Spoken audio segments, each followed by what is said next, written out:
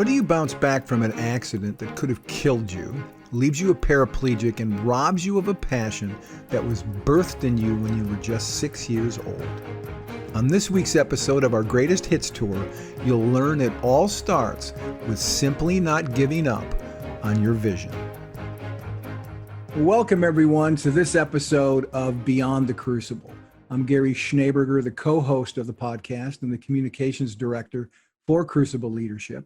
And we're welcoming you into a podcast that is about a subject that you probably know a little bit about if you've tuned in, and that is Crucible Experiences. And we define Crucible Experiences as those things in your life that are painful, traumatic, upsetting. They can change the trajectory of your lives, failures and setbacks and things that happen to you, and sometimes things that you yourself set into motion. But the reason that we talk about them here on Beyond the Crucible is not to sort of have a powwow where we just, sort of tell war stories. The idea of talking about them is to highlight folks like our guest today who have been through crucibles and have bounced back from their crucibles, and now they're on the other side, living lives of significance. And we talk about those individuals and we interview those individuals to give you hope on your road to healing, on your own road to a life of significance. And with me, as always, I would not be here were he not here, is Warwick Fairfax, who is the founder of Crucible Leadership and the host of the show. Warwick, we've got a great one today, and not only because the only American accent on the show today is going to be mine. Absolutely. Very much looking forward to it. That, listener, was a reference to our guest, Ryan Campbell, who, when he speaks, you will realize is, like Warwick, Australian. But here's a little bit more about Ryan. Few people have encountered the extreme polar opposites of success and tragedy that Ryan has, let alone by the age of 26. As the youngest person to fly solo around the world, Ryan's life changed in an instant following a very serious light plane crash. He survived against all odds and was admitted to a spinal rehabilitation ward as a complete paraplegic with no movement from the waist down. Ryan proved his mental fortitude as a record-breaking pilot, but demonstrated his mastery by learning to walk again and fighting his way back into the sky. The gamut of human experience led Ryan to develop his mindset toolbox and the 3-step checklist to navigating change, ways of thinking that allow individuals and organizations to overcome adversity, navigate change, and build a better future. That's really what we're all about at Crucible Leadership. So take it away, Warwick. Ryan, it's so great to have you on the podcast, and love your story and your book, Born to Fly. But before we get into your Crucible and some of the amazing things you've done in flying, tell us a bit about Ryan Campbell, how you grew up, your family. Tell us a bit about yourself growing up in Australia. Good afternoon, gentlemen. Thanks, Warwick. I explain myself as just a normal Aussie kid. Any more laid back, I'd be lying down. That is my that's my favorite overused line. I grew up not in a poor family, but not in a rich family, just a standard middle class Australian establishment. We originated on a farm property, and then we moved down to the beach when I was about 6 years old. And I grew up by the salty, clear blue water and the golden beachy sands, which I now miss. But my dad was a truck driver. He was a farmer, and he was a local milkman. And my mum was a stay-at-home mum. We had a family of 5, 2 older brothers, and a family, I suppose you could say, much larger than that also, grandparents and aunties and uncles, and just an amazing upbringing, which the older I get, the more I value and appreciate. So a really cool upbringing. I was a young kid with a whole bunch of ideas that mum and dad normally rolled their eyes at, and many of those ideas just drifted away into the atmosphere, but a few of them landed and, resulted in some wild adventures, not just for myself and then my family, but for a whole bunch of people who were involved in our little escapades. So it's just a normal Aussie kid is my favorite way to talk about who I am. So where did your sense of adventure come from? Was it, your mom, dad, or relatives? Because you're somebody that just likes doing things that other people don't normally do. I think the problem lies within me, to be honest. The problem. I have a family who love travel, but, we love to kind of see the world, and a very outside of the box thinking family. But I'm definitely the first person, and still the only person, who's really ventured out on anything super left of field like I did and continue to do. I've always been a very impatient kid. I always wanted more. I remember when I was a young kid, I used to unpack the dishwasher and ask for chores before school so mum could, save some money for me so I could, pocket money and buy things. And I just, when I wanted something, it didn't matter what it was, a piece of technology or, an ice cream or a new CD or whatever. I was that kid who just did not let go. Didn't matter whether my parents knew I would never use the product when it, arrived in my hands. But I've always been someone who is very fixated on a goal. And I think in itself has led to the adventures that we had. So I understand that you have, wanted to fly or been fascinated by flying at the very earliest age. What was your first memories of this passion for flying? I think, so the first memory has attached to it a really cool business story to give you a little bit of an idea of my family. So my dad was a milkman, as I said. Mum was stay-at-home mum. We didn't have a lot of money. But we worked for a company in Australia where they had an incentive program every year. Now, if we sold a certain amount of berry juice products, we would get a free ticket overseas.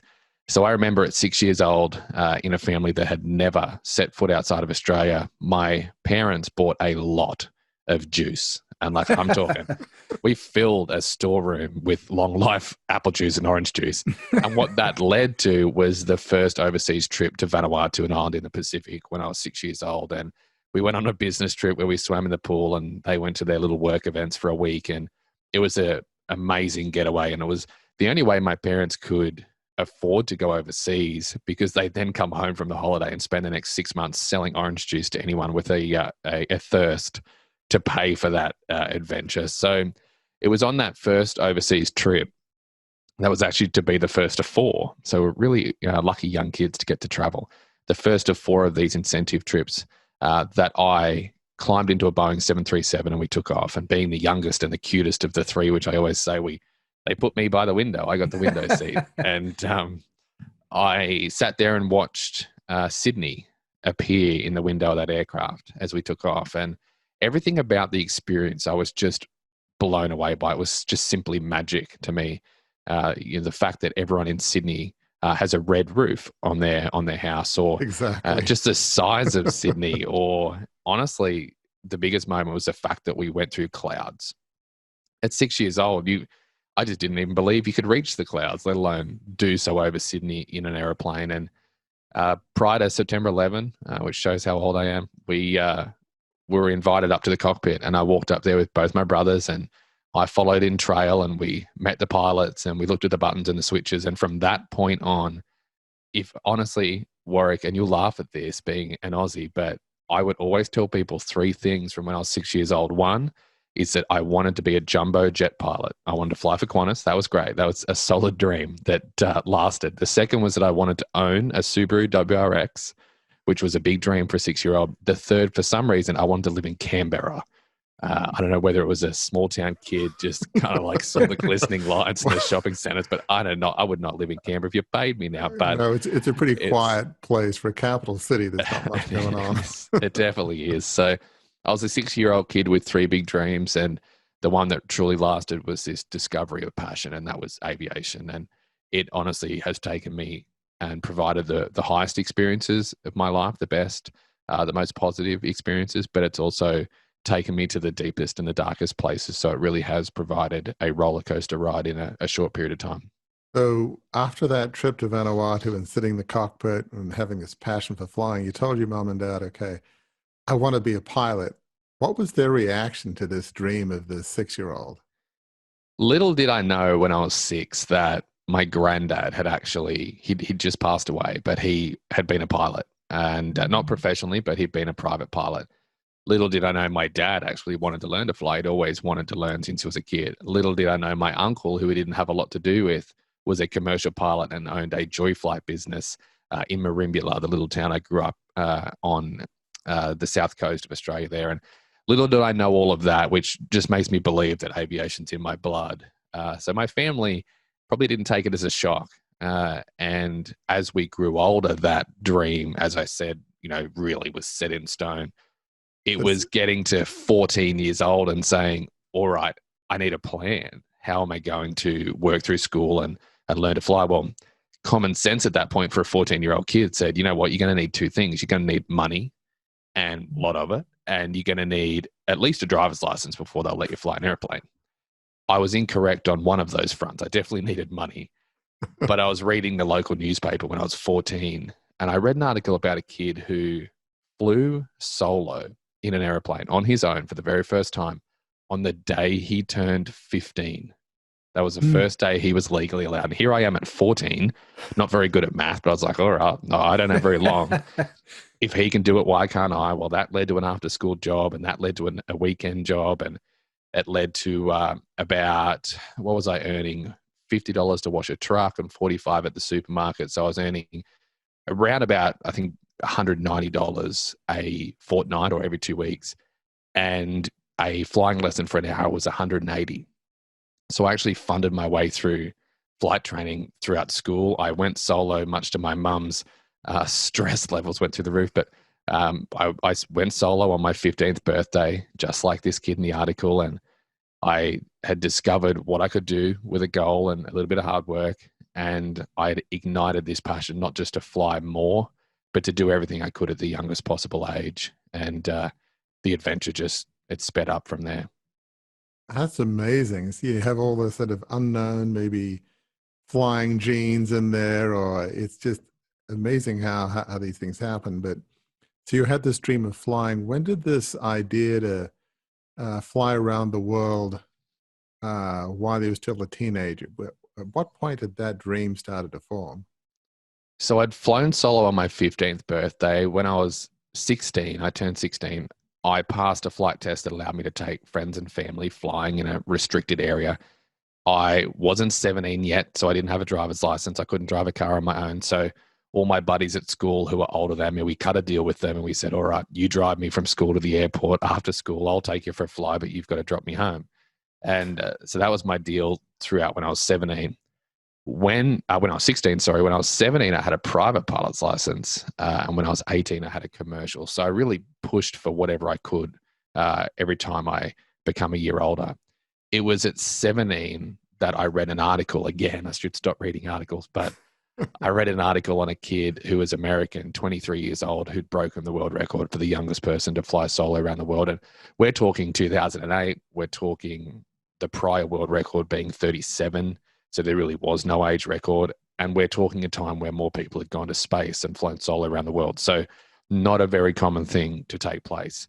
Well, here I was at 17, he was 23. And again, not very good at math, knew I had 6 years to pull this off. And I decided I wanted to find out more, but I kept it a secret.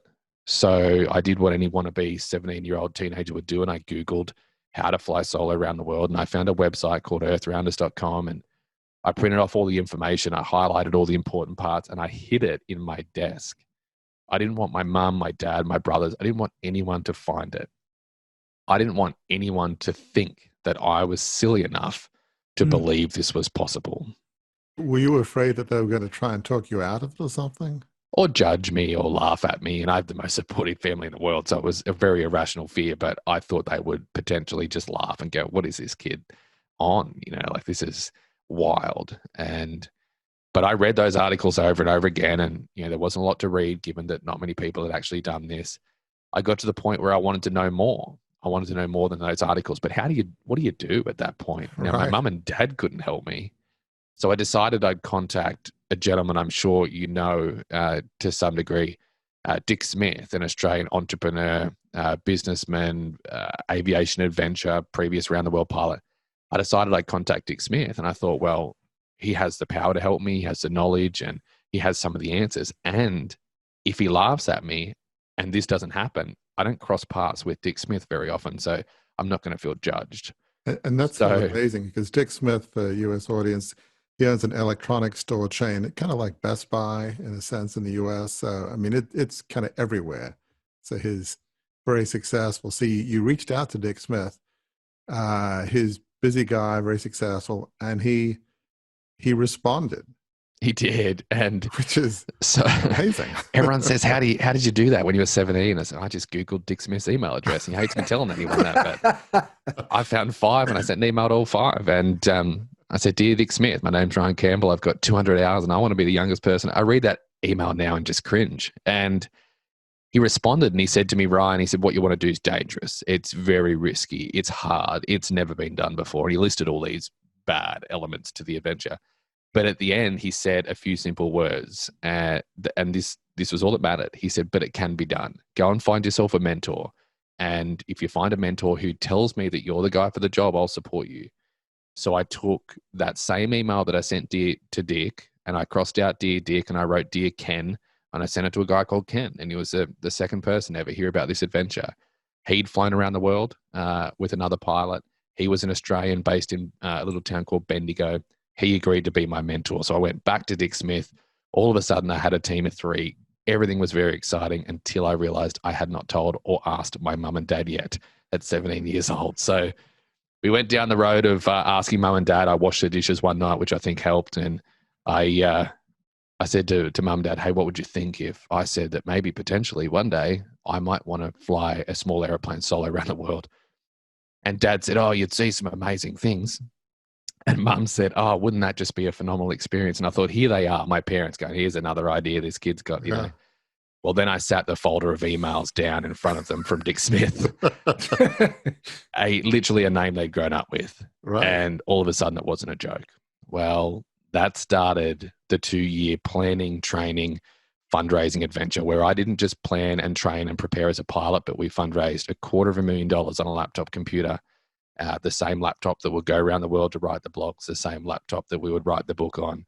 And we pulled together a team from literally myself to what became a massive team and an industry who supported what was a history-making adventure. So a really long 2 years, lots of fundraising, lots of lessons, lots of growing up for a young kid. But to raise $250,000 being at age 17 is amazing. Obviously, your parents might have been nervous, but they were supportive.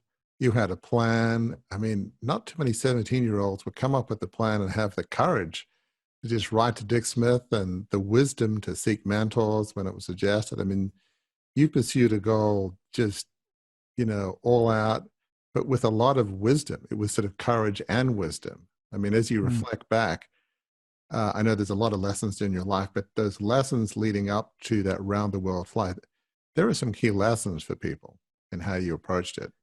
Absolutely. And for me, I always say courage and commitment, courage to take it on, commitment to see it through. And I learned so many lessons the hard way, and we could talk for days about the little moments that I learned. And, I was a kid who couldn't make his bed, and I was trying to contact the largest companies in the world through these very average, sponsorship proposals where I'd stolen their logo, full copyright straight off the internet. And I started off and had to refine the process to find success. And we did find success from, a deal with 60 Minutes and all sorts of large media outlets around the world. And, what resulted not just in a successful adventure, but a book deal. And, it was a phenomenal transformational time for a young kid to learn and grow even before we took off to fly around the world. I mean, that 2 years was, I think that more of the story lies in that 2 years than it does in the 70 days of circumnavigating the globe.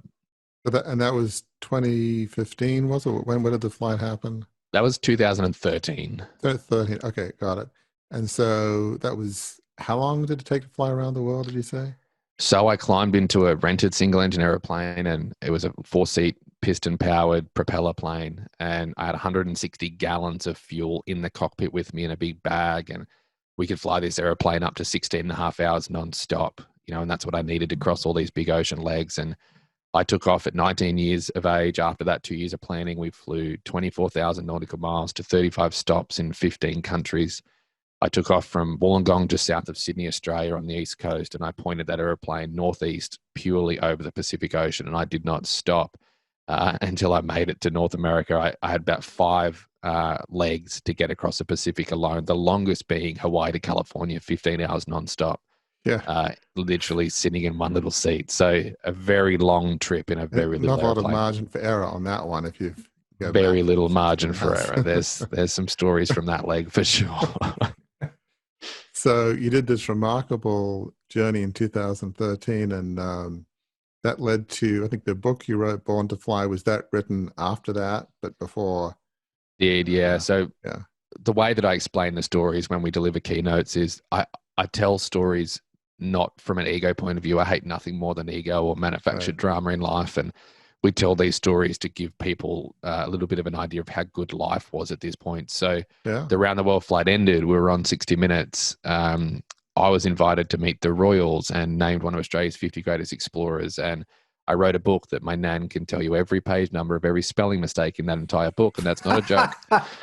And we shared the story, and the story spread, and life was great. We did so many wonderful things, Australia Day ambassador roles, and just had the opportunity to see a story which originated as a silly idea in a 17-year-old kid's head, spread and impact the world, from everyone from 6-year-old kids who wanted to maybe fly one day like I did originally, through to ex-World War II Spitfire pilots who were writing me letters, just absolutely blown away by the story. My heroes of the world were reaching out to me. So my life was amazing. I was on the Australian speaking circuit, and I was flying for a living and, speaking just to kind of subsidize the terrible pay that we get paid as pilots. And I could not argue with where I was at in life. And then it all changed. Yeah, so life was going so well. You were talking about courage, commitment, go for your dreams, anything's possible, which is a great message. But then, for whatever reason, the world or fate gave you another message which you weren't planning on, didn't really want. So talk about that, I guess it's 2015, that fateful day. What happened? Well, my 6-year-old self wanted to not only fly jumbo jet, but my dream was to fly for Qantas, our Australian airline. Yeah. Following a speaking gig in Canberra, believe it or not, I was offered a job with Qantas Link, our regional Qantas airline, and I turned it down because my dream was to fly Spitfires. I wanted to fly World War II fighters. That was my dream. And I wasn't going to gain the experience I needed to fly those rare aeroplanes through flying for an airline. Plus, I was 21. I needed to go and live a little bit more. And I turned down the job with the airline, and I took a job flying vintage airplanes to build up the experience I needed and just to have a great, exciting living. So my job was to fly a biplane that was built in the 1930s up and down the coast of Australia and do some aerobatics, and a beautiful machine, very old but beautiful. My job was to take one passenger at a time flying, and it was simple. It was a very pleasurable job. And on the 28th of December 2015, I got up and went to work, just like any other day. No oceans to cross, no records to break. And we climbed into that airplane. I had a gentleman in the front with me, and I was sitting behind him. He was also a pilot, very, very nice gentleman. And we started the airplane. You actually have to grab the propeller and spin the propeller with your hands and start it by hand. So it's a very old technology. And we taxied to the end of the runway. We lined up on this short grass airstrip, nice and early in the morning, to take off and go and look at the beach. And I pushed the power forward. The airplane performed beautifully, and we lifted off the ground. The runway end, the fence at the end of the runway disappeared beneath the nose. And straight away, at about 150 feet over the top of trees, the engine failed. And we had a partial engine failure. And within 3 seconds, despite everything that I could do, I don't know what I ever could have done different. We had nowhere to go, and we ended up in what was a horrific plane crash.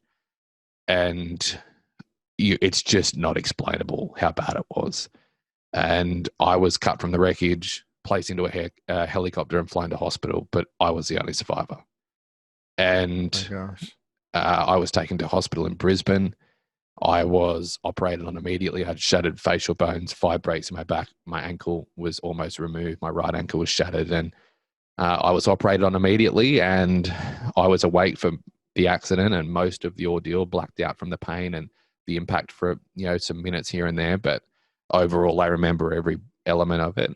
And I woke up in a recovery ward with no movement or feeling from my waist down. I was a complete paraplegic.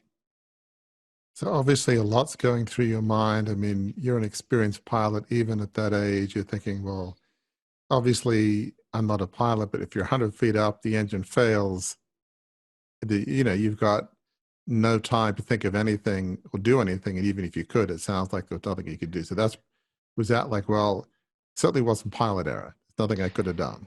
It was the hardest part of this entire, especially with the outcome of the accident, the hardest part of this entire journey for me has been coming to mental grips with the outcome, what happened, why it happened, what could have been done, what was done, and analyzing those number of seconds.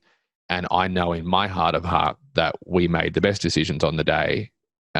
In that moment, flying what we were flying, it was just, if that engine had failed 10 seconds earlier or 20 seconds later, we would have been okay. But the devil himself pressed the button at that moment for me. And I don't know, put me in a simulator and give me that 100 times again. I don't know what I could have done differently with all the elements that come into play when we consider, an engine failure on takeoff, especially in 1930s technology. And do I regret being in the airplane that day? No. Do I regret getting out of bed and not sleeping in? No. Do I regret not having a flat tire and canceling that flight? No, I don't. We made the best decisions to be there that day. And I don't know what I could have done different. And that's my only way that I can come to grips with being the one who made it out as opposed to the one who did it.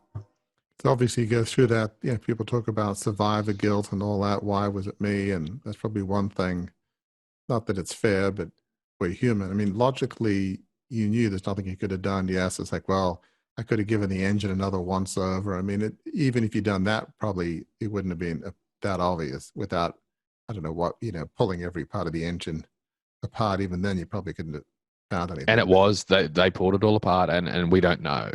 And it could be anything from a mud wasp to a little bit of water. We just don't have the answers. So logically, there's nothing you could have done. But because we're emotional beings, did it take a while for you to accept the fact there was nothing you could do? Like your brain said, I did everything I could, but emotionally, were you kind of beating yourself up a bit? Or I will always have that element in my life. I always will. That doesn't go away with time. It gets easier with time.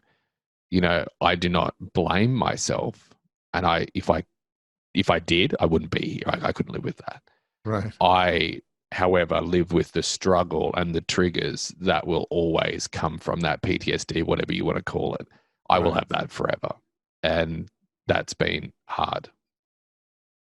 And you'd have to go through that to fully understand that kind of trauma. So people have gone through those sorts of experiences will probably could understand better. But how did you get beyond that? Because intellectually, it sounds like you came to terms with that pretty quickly because you're a pilot, you get it, you understood there was no room for error. It was bad luck. As you said, 10 seconds earlier, 20 seconds later, I mean, it would have been radically different.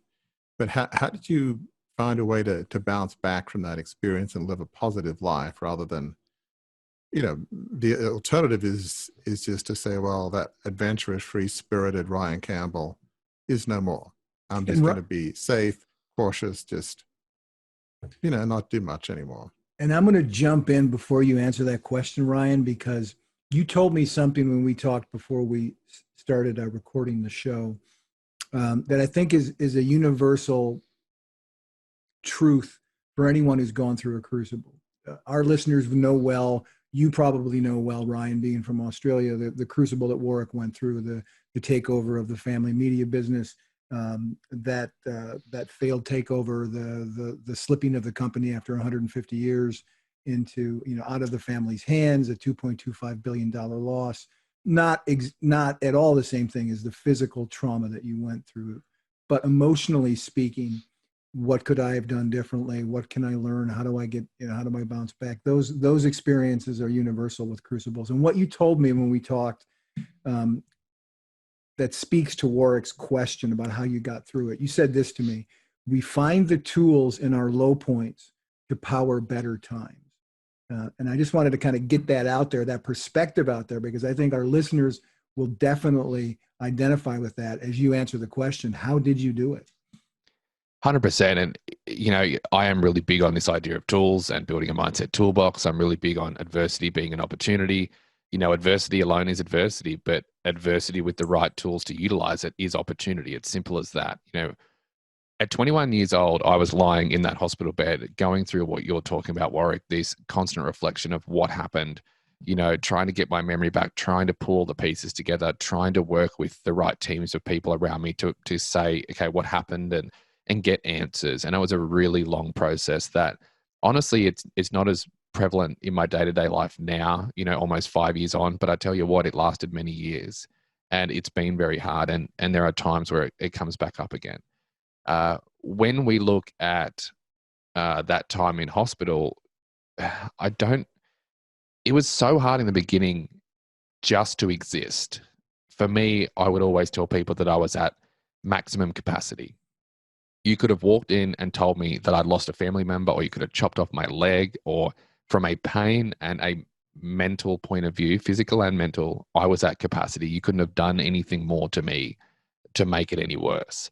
But we started to crawl out of that hole with the real sink or swim mentality. And I remember sitting next to an Australian. I had many people from Alan Jones and all these incredible Australians that the US audience might not be too familiar with, but trust me when I say incredible, incredible humans spending a lot of time with me at hospital. I remember sitting across from Paul de Gelder, an Australian Navy clearance diver who lost his arm and leg in a shark attack in Sydney Harbour. And he looked at me and he said, sink or swim. Wow. Now, I'd spent an hour and a half with an ex-Australian Wallabies coach. I had been to every psychologist known to man and ended up telling them how they felt. I can't tell you how much help I had, but those 3 words changed everything for me. Because when I looked at Paul, I knew that at one point in his life, he had to actually swim, and he chose to swim. And if we look at, this crossroad we come to when we experience adversity or change, challenge, or crisis in our life, we have to make a choice. It's up to us. A lot of tough love is needed. A lot of harden up is needed. We have to sit back. We have to make our own decision to sink or swim.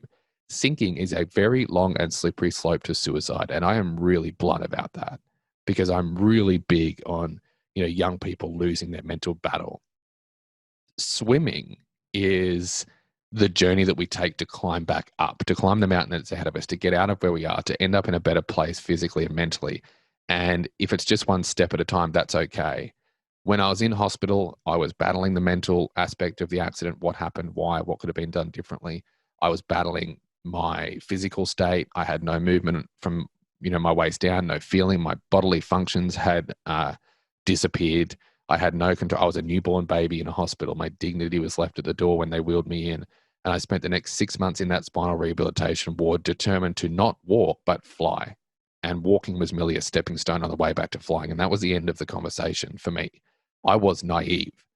And I thought, honestly, for that first 12 months that I was just going to get better. I mean, how naive can you be? I flew around the world. I was like, I'm going to be fine.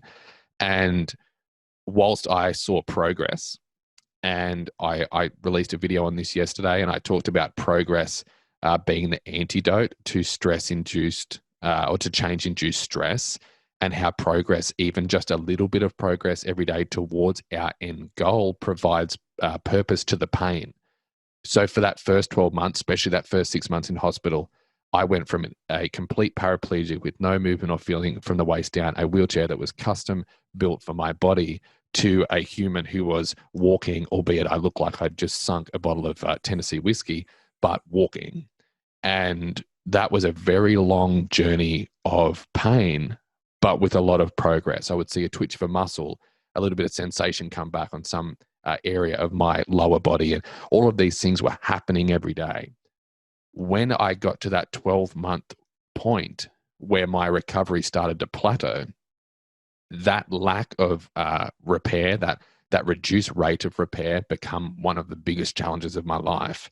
Because now it wasn't about, okay, just keep doing what you're doing. You are going to be okay. It was like, okay, this is it. this is where I'm going to get to. This is my new normal. We're going to have to start to get used to it, learn how to maintain it. And now I'm going to have to begin to adapt in my day-to-day routines to make sure that I can do as much of what I did in my previous life with these new injuries.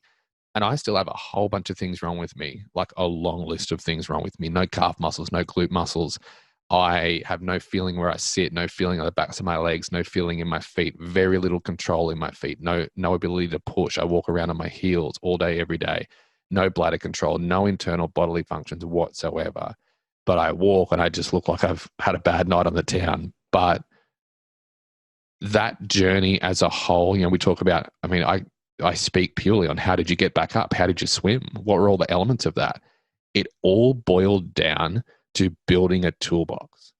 My overwhelmed state in the beginning of my time in hospital, parents, brothers, cousins, doctors, Alan Jones, incredible humans, shark attack survivors, they were all giving me advice on how to climb the mountain ahead of me. But it was too much. I had to take that crazy amount of advice. I had to take my overwhelmed state of mind and I had to somehow turn it into clarity. And that's where the Mindset Toolbox was born. My simple way, born in hospital, to take the moments I was experiencing, moments that were easily forgettable, to turn those moments into tools that I could use to navigate change, challenge, crisis, and adversity, and place them in my Mindset Toolbox, basically an unforgettable drawer that I have access to 24 hours a day, 7 days a week, the tools that I was going to use to climb the mountain.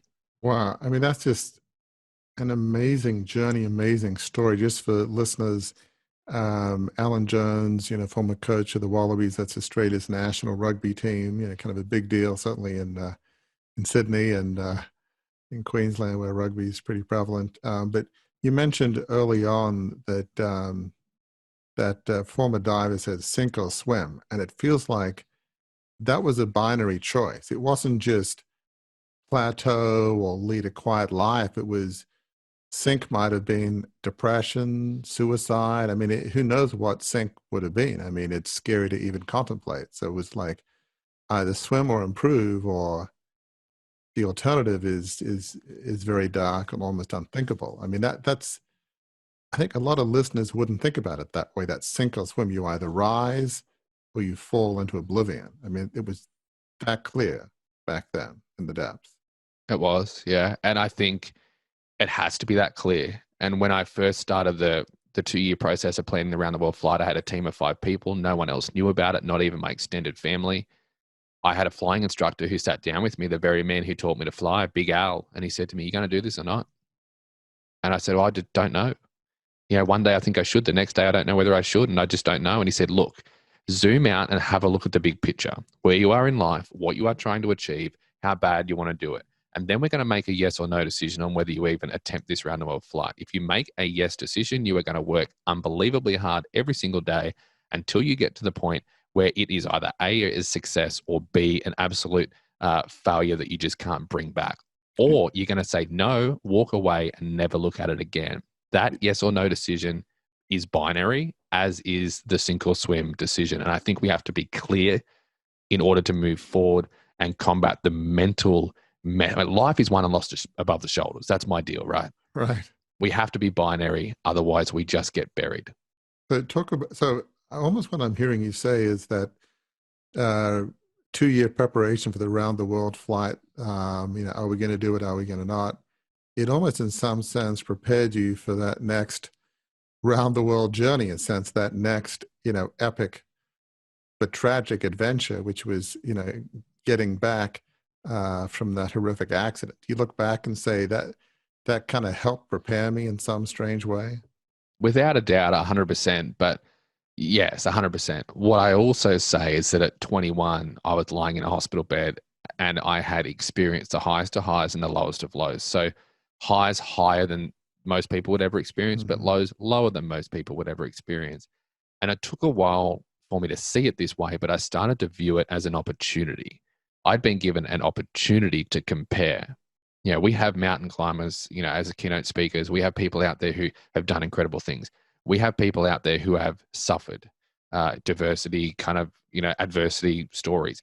we have those people as well. We don't have a lot of people who've experienced both, especially by that age. So what I was given was an opportunity to compare the highs and the lows and ask myself, where do we truly learn? Where do we grow? What makes me, me? And it was 150%. Yes, I did pull things from the round the world flight. Yes, it prepared me for what was to come. But I truly become Ryan, the person I am today, through the adversity and the hard times in my life, for sure.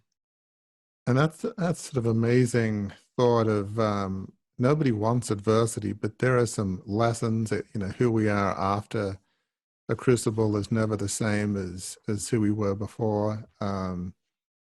So yeah, I want to hear about the toolbox that you've created, but yeah, talk a bit more about how there's it's going to sound very strange, but I don't want to say there's beauty in adversity, but there's certainly a lot of lessons in adversity that can, I don't know, maybe make us a better version, a more refined version of ourselves. I mean, what's your experience with that? I remember feeling so unbelievably sorry for myself, which is what we all do as a reaction to, negative change or adversity or crisis. And I was feeling down, and I was in hospital with a whole bunch of reasons that probably allowed me to feel a little down at this point. And I remember that every day they would hoist me off the bed in hospital. So they put a sling under me. It was a very non-flattering kind of experience. And they'd lift me off the bed and they'd let me hang above that mattress until my body hurt so much that they'd just put me back down and let me rest. Every day we could hang for a little bit longer. And then they originally put me out of that bed into a wheelchair and they took me to the rehabilitation gym. That first trip to the rehabilitation gym changed my life. The gym was a place where quadriplegics and paraplegics were doing all they could to bring their bodies back to life and obtain what I call our maximum potential, which is a really important word in what I speak about now. So I was taken to this rehabilitation gym and I was placed down on a low-lying mat, slung onto this mat. They told me my first challenge for the day was learning to roll over. Now, it was a whole lot harder the second time than it was the first time. But I remember loving a challenge and thinking, all right, like how can I go from my back to my stomach? Nothing works from the waist down, but I can do this. Well, I concocted a plan in my head and I thought if I could just lift one of my chunky legs up and lie it over the other leg, and I could then lean over and grab the side of this bed and pull with my arms, I'm going to kind of untwist and I'll be not only lying on my stomach, but I'll be victorious in this first challenge. And I remember doing that, twisting my legs and then grabbing the side of that bed and pulling.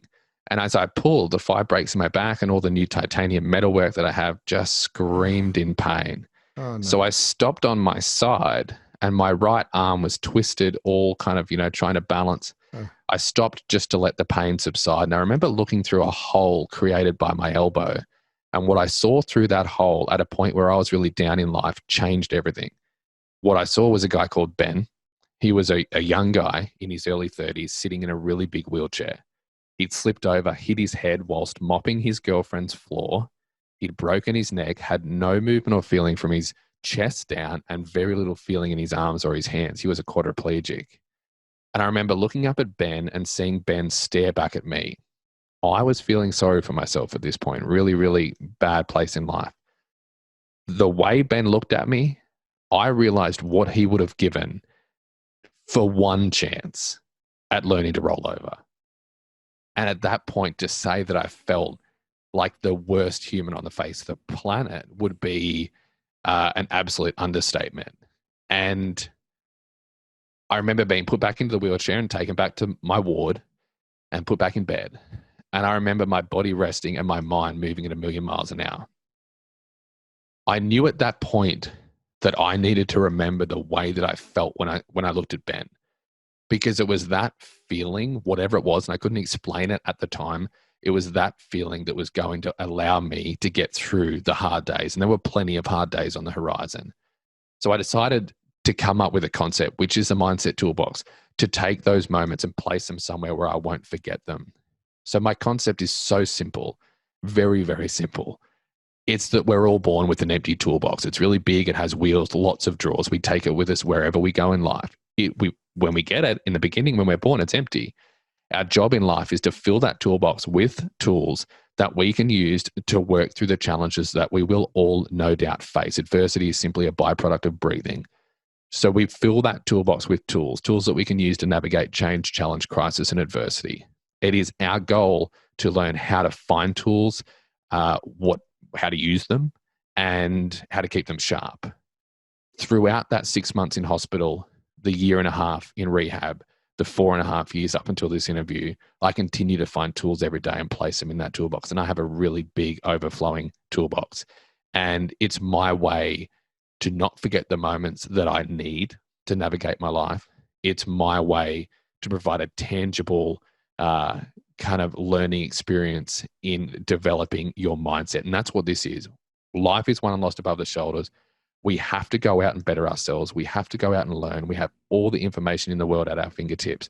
We have to understand that we have to build resiliency, ways of thinking into our day-to-day life as an individual or an organization so that we can tackle our crucible moments, our tough days, our tough years, our 2020s.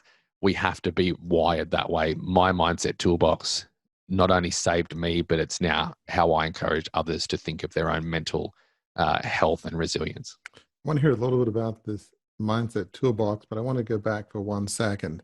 You are trying to roll over, which for most of us it's a pretty easy thing to do. It's like you just roll over.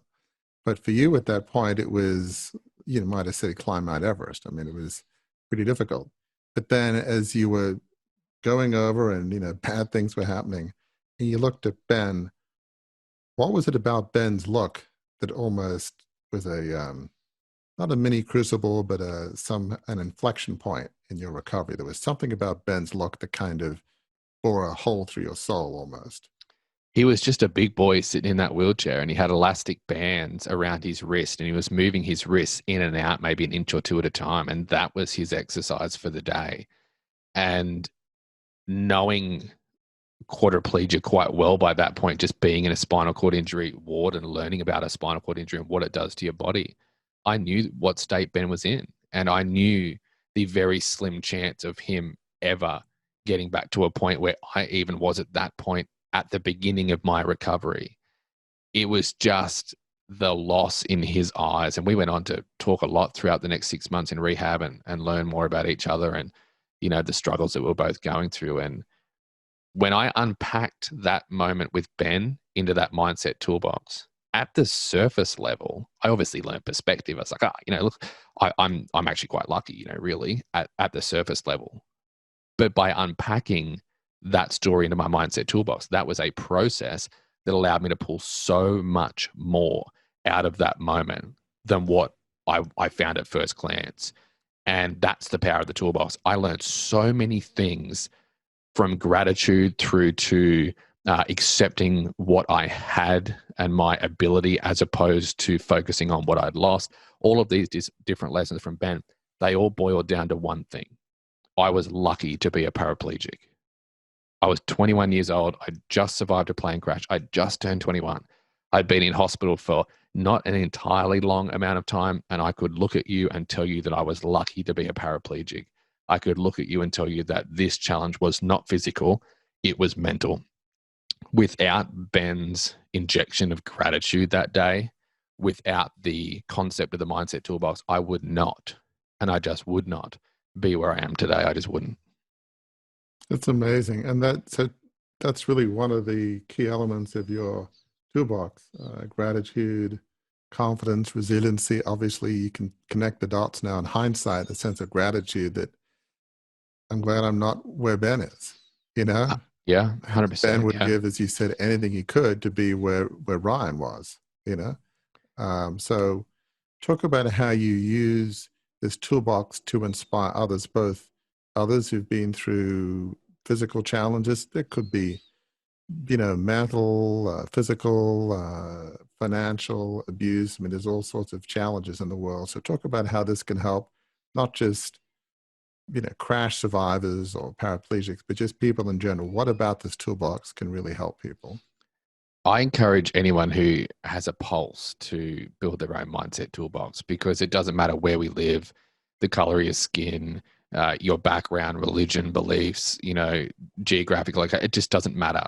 If you are breathing right now, you will have experienced adversity in your life and you will experience it more. Again, byproduct of breathing. So adversity is a common thread amongst every human on the planet. I encourage everyone to pull together their own mindset toolbox, to take the moments in their life and convert them to tools, to build resiliency and confidence in their ability to overcome. I did find, however, as I filled this mindset toolbox, that even in a time of crisis, a really rough moment, even with a full toolbox, it's hard to reach back into that toolbox and pull out exactly the right tool you need to overcome that challenge. Whether it's an engine failure in that split-second moment, whether you've just been furloughed, whether you've just found out that someone's been lost within a family, or any form of adversity, big or small, we are so overwhelmed when it first strikes. I wanted to create a checklist that we could run through very quickly and very simply whenever that moment strikes. Now, I use my 3 favorite tools and most used tools out of my mindset toolbox to create that checklist. People often ask, why a checklist? Why did you do that? Well, as a pilot, when something goes wrong in an airplane, when a red light flashes or a warning buzzer sounds, we don't just start pressing random buttons and pulling random levers, despite what Hollywood may tell you. We use a checklist, right? We go through a checklist of predetermined potential problems. We work through the checklist items, and we hopefully end at what is a solution to the problem. So I created a checklist not for aviation, but for life. A simple 3-step checklist that will not solve all your problems. If I knew the checklist to solve all of the problems in the world, I wouldn't be talking to you. I'd be on my yacht in the Caribbean drinking some form of alcohol. But this is a checklist that places you in a more change and challenge ready mindset. It is so simple. It's gratitude, confidence, and resilience. And we can either go through that or we don't have to with timing. But that 3-step checklist is a very quick, easy way to implement my tools. At least in summary, why those 3? Right? Because they were my 3 favorite tools, Warwick. It is simple as that. You know, like everything I'd been through, everything I had. When I built that mindset toolbox, I didn't just fill it from that day on. I went back to the Round the World flight and I unpacked stories that we share in keynotes, you know, around America and around the world. We took stories that I had put in my, you know, past folder. We pulled them out and we unpacked them, and I learned more and more from the experiences I'd already been through. So these 3 tools in this checklist are simply my most used, most transformational tools that have changed my life. And not only do I want other people to potentially implement my 3-step checklist, but I want you to understand the power of a checklist culture and start to create your own. You know, grab your own mindset toolbox, go through the same process, fill it. You know, look at your top tools that you use every day, look at the challenges you face, start to put together little checklists that you can implement when times are tough, because, you know, this year's a tough year and we all need the mental resiliency to kind of bounce back. And I find that fascinating because you're saying by all means use gratitude, confidence, resilience, but you're saying, you know, make sure that it works for you, develop your own, which is sort of a different approach. You could say, these are the 3 steps, guarantee it'll work for everybody, but you're saying it might work for a bunch. But here's what I've done just so that you can get an idea what it looks like, but create your own. That's a different approach. That's almost feels empowering to people rather than saying, you got to use this or else. So we don't want the cookie cutter approach. It just doesn't work in life. It just doesn't. You know, like we're not the same. We're all different. I remember having a lady say to me after a keynote, oh, the checklist won't work. She said, lists don't work for me. She said, I write a list. I never get through that list. And I know a lot of people like that. Yeah. And my pilot brain thinks, why? You know, like this is the best thing in the world. But this didn't work for this lady. So I told her, we worked together and I said, let's take one step back. A checklist is a systematic approach, an implementable way that we can just, you know, apply whatever it is over and over again. Let's create your systematic approach. So what do you enjoy? It could be a walk on the beach. Every time you struggle or you have a rough day, take your shoes off, get your feet in the sand and go for a stroll. You know, watch the sunset. You know, it could be anything. It could be the gym. It doesn't matter. We have to find our own little solutions to those moments of struggle and change. Every time we go through crucibles or every time we go through, you know, adversity or have a rough day, we've got to have tools in that toolbox that we can apply immediately. That is, I'm sorry, Warwick, go ahead. I was going to say, as we kind of wrap up, one of the maybe last question I have is, how does life look for Ryan Campbell now? These several years later, you've been through a lot. You're doing a lot of amazing things. How would you describe to people what's Ryan Campbell's life like now? Ryan Campbell lives conveniently close to the Jack Daniel's distillery in Tennessee. That's where. No, it's a lot of people wonder how my life went after the accident. I went back to walking, and as I said, I do walk got a lot of things still wrong with me. I found my way back into the air, flying airplanes with modified brake systems. But then I went as an incomplete paraplegic. I learned to fly a helicopter from scratch, and now have a commercial helicopter license. My goal was to fly helicopters full time. I was flying a helicopter one day. I had a rock in my shoe. I can't feel my feet. And that rock ate into my foot. So I ended up back in hospital, back in my wheelchair for 2 months. That was my moment where I went, okay, we have to do more with these stories. We have to go out and help others who have been through similar things to me. I sold everything except a little airplane that got me back into the sky named Doug. And Doug and I moved to Tennessee. And I now live in the US as a professional keynote speaker, working with organizations from school groups to Fortune 500s and delivering sessions from 8 minutes to 90 minutes on navigating change, overcoming adversity, and using our challenges in life to build a better future. And it is my passion. It's my drive. And I just find it unbelievably rewarding. So it's a pleasure to help others learn, and it's a pleasure to learn along the way. That is an excellent segue to and I always say this, as Warwick pointed out before we started recording, I always say this on every show, it's time to land the plane, but this really makes sense, talking to you, Ryan. We've come to the point in the show where it's time to land the plane. But one thing I'd be remiss if I did not, based on what you just said, for sure, and everything that we've talked about, if I didn't give you the chance to let people know how to find you and how to find your services online and elsewhere. Absolutely. So we would love to help anyone and everyone. And 2020 is rough, and we do a multi-camera virtual, keynote we've delivered this week to all sorts of large companies. You can find our details on all social medias at Ryan Campbell Speaking, or you can find me and contact our team directly at ryancampbell.co. It's not .com. I cannot afford the M yet. It's www.ryancampbell.co. So reach out to us. We'd love to chat. We'd love to help. Before I close, we have, with every guest that we have on the show, we have a little form that we ask people to fill out. And, sometimes the answers are really interesting, and sometimes they're less interesting. And you gave an answer. I got to know what the answer to this question that you asked. We have on our form is, if there's only one question we could ask you, what would you want it to be? And this is what you said we should ask you. So I'm going to ask you this and see what the answer is. You said we should ask you, what is the most unique purchase you've ever made? Gary, when I moved to America, I got in the car and I drove to Graceland in Memphis, to Elvis's place. Mm-hmm.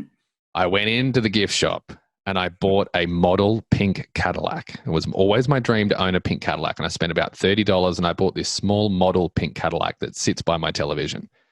4 months later, the opportunity arose to buy a real pink Cadillac. So I now own a 2.5-ton 1960 pink Cadillac with white leather interior that we drive to Kroger. We drive it to the movie theater. We take it everywhere. I've never seen a machine in my life that brings so many smiles as what Flo, our pink Cadillac, does. It led to a whole segment that we do called What's Your Pink Cadillac? What's the one thing you buy? And it's absolutely ridiculous. It just makes you feel like a kid, and, absolutely illogical. But my favorite ridiculous purchase in my life has been a genuine Elvis 1960 pink Cadillac. Wow. I would, that beats mine. Mine is a 7-foot-tall Superman action figure in my office. That is insane. Thank you for being with us. And as we do when we end, listener, there's much great content here, but 3 things, sort of takeaways that you can take with you as you go from our conversation with Ryan. One, and he started talking about that from the outset when he was 6 years old, and that is, pay attention to your passions at a young age. Not everyone who dreams of being a firefighter or a nurse as a child ends up doing so, but they can. Ryan's story is a testament to the truth that the passion of your childhood can be the vision of your adulthood. If you love it, you can learn it and you can live it at any age. Like Ryan did, a great help to making that happen is to find support and to seek mentors and then go for it. A second takeaway, I think, is that we find the tools in our low points to power better times. That's something Ryan said in a conversation we had before this episode. Crucibles are painful emotionally, financially, sometimes like Ryan's physically. And there comes a time, as a friend of Ryan's told him after his plane crash, that we have to decide to sink or swim. So start swimming one stroke at a time. You will get to a better destination than sinking.